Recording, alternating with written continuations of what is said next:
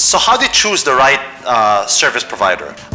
You have to understand that when you're outsourcing your customer service, you're opening up your customer base to a third-party outsourcing company. So if they don't provide the right quality of service, then you might lose your clients as well. So it has to be the right mix of both. Now, one of the factors is that you have to look at what is the level of support coverage that the call center or outsourcing provider will provide for you. Some call centers would say, or some outsourcing providers would just provide you the customer service agents and that's it.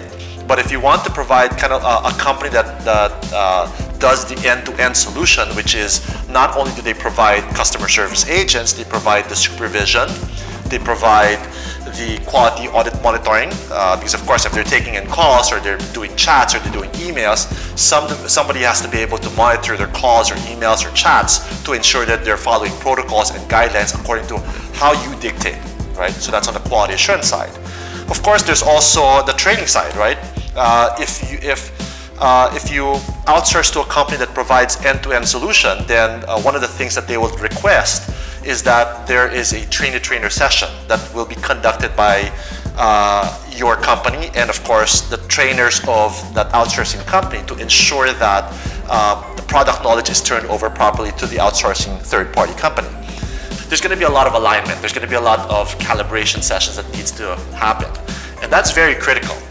For an outsourcing relationship, for an outsourcing company to work effectively with a client, there has to be a lot of calibration.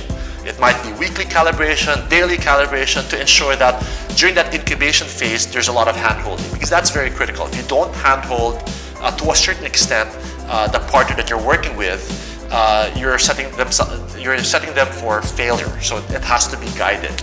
As I mentioned, there's training, there's quality assurance, there's supervision, and there's also the implementations department that manages the overall expectation of the program.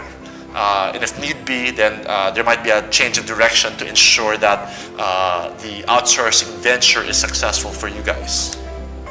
When you're choosing an outsourcing provider, you have to also look at the different countries that offer outsourcing services. You know, you have the nearshore outsourcing providers such as Canada, Mexico. But of course, if it's offshore outsourcing, there's just primarily two countries, right? It's just India and the Philippines. Now, there are strengths and weaknesses of each country. Naturally, for the Philippines, we're a country that's more customer service centric. You know, we're a country that was part of the U.S. colony for 50 years. So we have very similar cultures to that of the U.S. Of course, there's still differences, there's still nuances, but it's very similar. You know, we like the same movies. You know, English for us, it's not, you know, it's a second language.